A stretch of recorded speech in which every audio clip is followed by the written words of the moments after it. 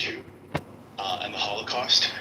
We thought we were saving a bunch of prestigious intellectuals from Germany, and we didn't know that we were importing deconstructionists. And I think that the effort that they take, they go through every single school, every single chair, every single administrator, year by year, and they talk about it. And it's a program. So what we're doing today on the stage is what they've been doing every single year before we were born. And I think that this is why we have to respect the enemy, because you can't understand the level of concerted effort of why our children are so ideologically captured. We cannot begin to comprehend the scale of it unless we understand the effort that went into it on there.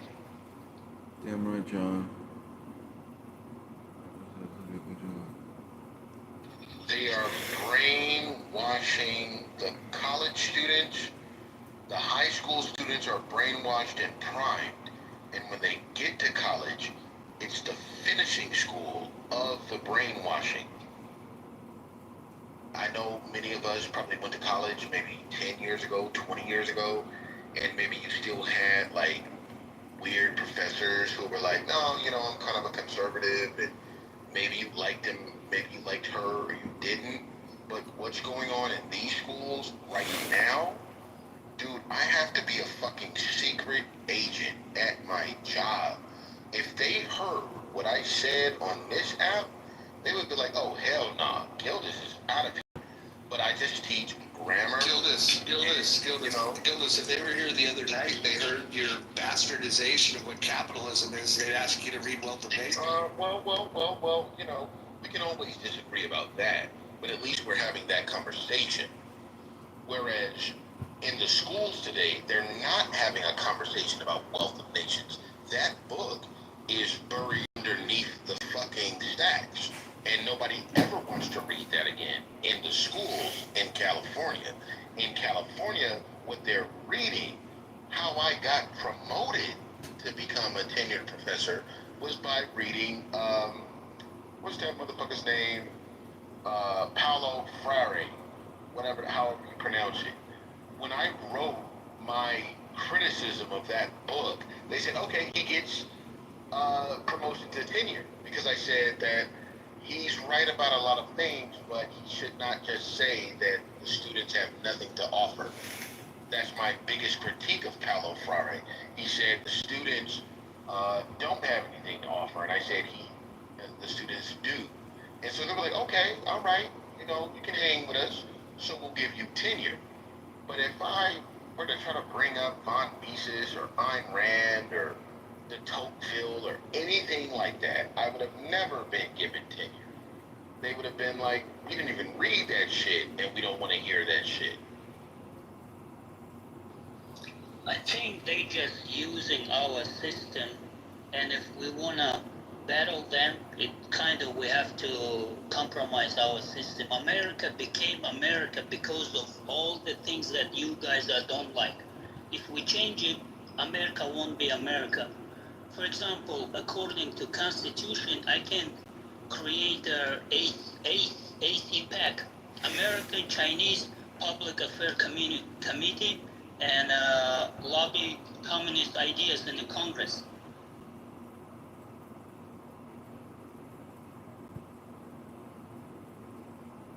Well, again, I will just say, man, like, you definitely have socialist professors even at the community college level, man, to say nothing of Berkeley or Harvard.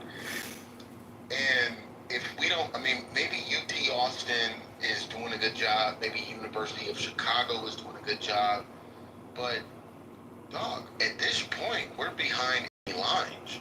You cannot tell these students that oppression is not the theme of America.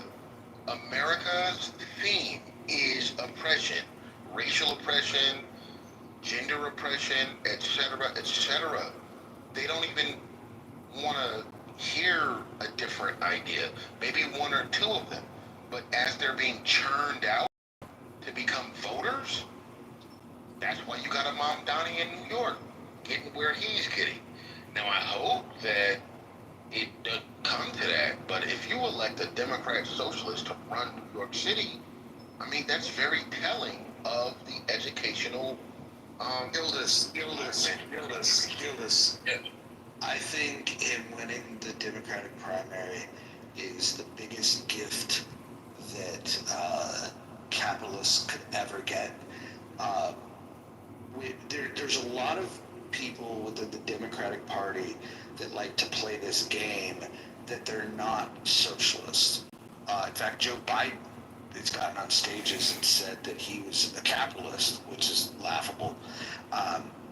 I think this is a very good thing that's happened because it allows them to put the label on themselves so that you don't, because if you say that the Democrats are a bunch of goddamn socialists, which is what they are, if you say that, by the way, there's a lot of socialists within the Republican Party too, so don't think you're getting away without the smoke. But one is clearly worse than the other. And I think this is a gift because now they won't be able to hide from it. And if he wins, while it will be painful, it will also be a gift because it will show New York City will be a use case to show what socialist policies will do to a city. And if he wins, I will give you a list of predictions of things that will happen. And then when they come to pass, you guys will realize that they don't call me Rod Stradamus for nothing. I see these things. I sit on I sit on the mountaintop and I look at these things and I call them out before you guys see them. If you guys remember before the election when everybody was panicked, thinking that Kamala Harris was going to win, I said, calm your tits. Not only is Trump going to win, he's going to win in a landslide. By the way, I wasn't a Trump supporter, didn't vote for Trump, but I will tell you what's going to happen. I do think this guy's going to lose the mayor election, but it's a gift, and Republicans should own this gift, and they should use this gift, and they should say, look, you guys are a bunch of goddamn socialists. If he fucking wins, it becomes a use case. And again, it will be painful. A lot of New Yorkers will leave. A lot of businesses will leave. And New York City will be in trouble for a period of time. And then what will happen is the pendulum will swing back and New York City will become a great city again. New York City will rise again, regardless of what happened. Yeah, but that is what I hope for. That is exactly what I hope for. I hope that New York City is resilient enough, and I do believe it is, to endure maybe 4 or 5 years of a socialist mayor, just so that they can see. But I'm not an accelerationist where they want to just see these things happen just so we can finally understand. I think in the midst of doing that, you lose so much ground, you lose so much time. I don't want us to just play with socialism so that we can all get to see what socialism does. I think we should appeal to the rational aspect of men and women to say, no, we don't even have to go down that plane. But if that's what it is what it is. All right, I want to push back a little bit on this idea of let them see what exactly this is. The neocon response in the 1990s was absolutely terrible. They had no answer, and this was stemming back from after the Holocaust. The main question that was posed to the college institutions and the intellectual class was, how could a Christian nation produce the Holocaust? That was basically the wedge question, and America, whether if it's indeed a Christian nation, could produce another Holocaust. Germany did, and so the failure for a coherent, cogent response from anyone since the 1950s, including the church, meant that American conservatism was essentially dead in the water. And by the time the civil rights happened, And then to top it off, with the neocon movement in the 90s or the 2000s, which was a complete, absolute failure, you could Nostradamus that, of course, the liberals will get to say and predict and teach any single thing they want and do everything they want to do. And that was a rational outcome. There's a guy named Sam Francis, who you should take a look at. He passed away in 2016.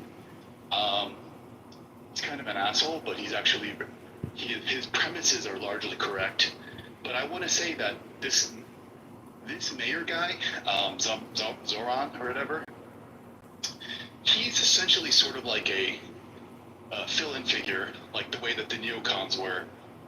Terrible, this is not going to work out.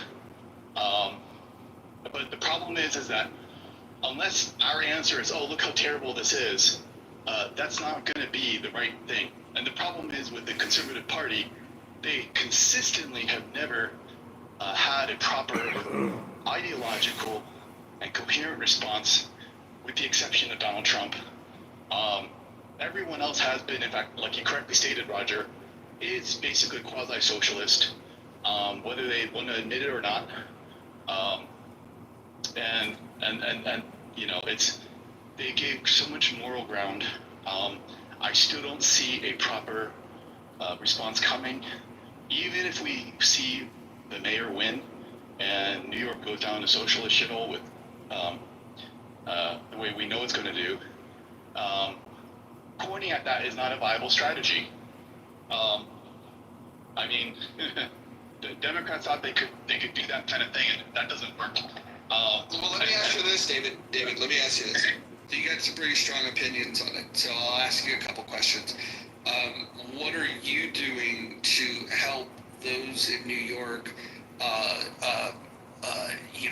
make sure that he doesn't get elected? Are you donating your time? Are you donating your money? What is it that you're doing personally? No. The indoctrination is on another level, Roger. Like, that's why you think that you can do something. That's the problem. You don't understand that indoctrination happened since these people went to high school, and it's in the movies and the TV they watch. I think you missed my question. I understand that indoctrination What am I happens. doing? Hold on. You can't do anything.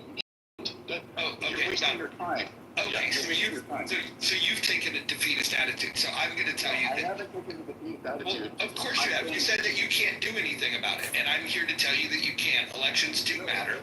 Elections do matter, and people that throw in the towel, like yourself, that say you can't do anything, you are part of the problem. Actually, no, I'm not. I would actually put forth new amendments, specifically like the Alien and Sedition Act, the Communist Control Act, and I would also enforce, like, selectively, like, go back and reinterpret what the First Amendment actually covers, and the way it's used, as well as a clarification for the separation of church and state, which is not what people think it means. At all. If you do any amount of research on the term, you just go to the Wikipedia page. It's the complete opposite. So I think there are a number of things that can be done, but it's not going to be, I'm recognizing that when you think that you can talk or roll your way out of this, and convince people, the people have already demonstrated that they'll fall for anything. So, trying to, convince them better, that's not going to work. Got it. So, okay, thanks for proving my point. You've thrown in the towel. Thanks, Mojo. I'd like to be the next. All right. Well, hey, you've got the stage. Make it concise. Okay, good. So, I think David talked about we need to understand the enemy, right? So who is the enemy, right? Iran think that US is the big Satan and Israel is a small Satan. So the question is Iran... hold on. Dave. We're not talking about Iran. We're talking about... No, I'm getting that. The question is, how much you know about the enemy and what strategy is doing it right now to the college student and those people that voting for the mayor in U.S. New York. So is it the same strategy they used to defeat to fight Israel? The same strategy right now being used in U.S. Let me just say, this will be the last fucking speaker that goes off topic. From now on, if you're off topic, I'm just gonna move you to the fucking goo. No, I don't know if I can make that any clearer. No. Okay, all right. Well, let's go. Let's go. Since he doesn't fucking understand that we're gonna stay on topic, don't test my patience today. I'm a little fucking cranky. They canceled the fireworks show. I'm fucking a little irritated. So, anyways. Yeah, I just wanted to speak about Zoran. I don't know much about the guy because I haven't kept up with the New York mayor election, but I think it speaks a lot with the Democratic Party, the fact that they are wanting to they're wanting to vote against Andrew Cuomo. I mean, granted, New York is the most progressive state or city in the country, arguably. So, I mean, it does speak a lot to the fact that, people are voting that the Democratic Party could have potential for change. Not necessarily what I want, but it does speak a lot to the volumes that they're sick of, the corporations and the Democratic.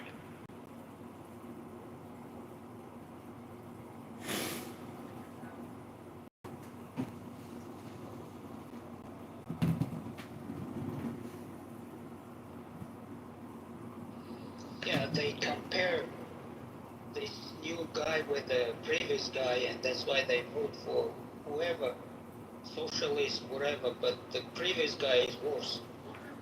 Can I ask a question? Someone have the number? Necro, in your theory, how many people voted in this primary versus the registered voters in the city of New York? I don't know. Like I said, I think you have to look at that number because it was a very small turnout, and I don't think this is reflective. Let's pray it's not reflective of the entire electorate in the city of New York. But I think, based on the population and who's registered to vote, it was a small election. Devastating the what occurred, but I don't think it may not be necessarily reflective in a general